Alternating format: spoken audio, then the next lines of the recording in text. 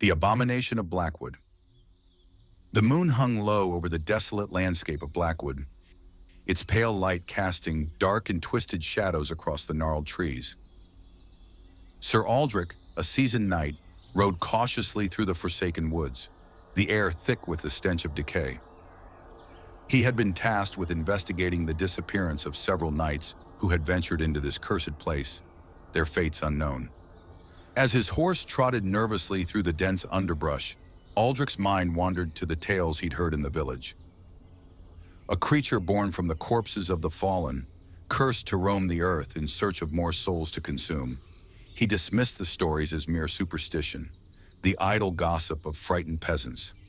Yet a gnawing sense of dread crept into his thoughts, urging him to turn back. But a knight did not abandon his duty. The deeper Aldrich ventured, the quieter the forest became, as if the very life had been sucked from it. His horse came to an abrupt halt, refusing to take another step forward. Aldrich dismounted, his breath visible in the frigid air, as he patted the animal's neck. "Easy, boy," he murmured, though his own heart pounded with unease. A soft rustling from the shadows drew his attention. He unsheathed his sword, the familiar weight of it in his hand offering little comfort. Slowly he advanced toward the sound, every instinct screaming at him to flee. Then he saw it. At first it was a mere shape in the darkness, a heaving mass that shambled awkwardly between the trees. But as the moonlight spilled over it, Aldrich's blood ran cold. The creature was a grotesque amalgamation of flesh and metal, its form an unholy fusion of dead knights bound together in a single writhing entity. Rusted armor jutted out at odd angles.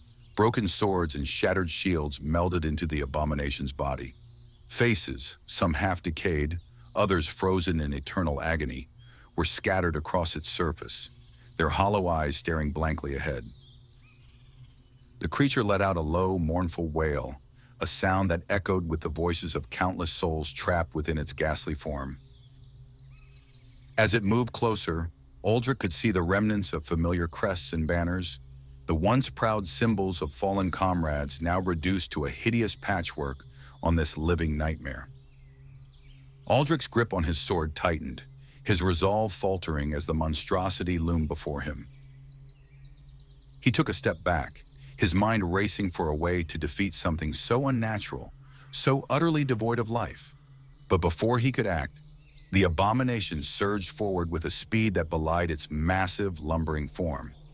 It lunged, and Aldrich barely managed to raise his shield in time, the force of the impact sending him crashing to the ground.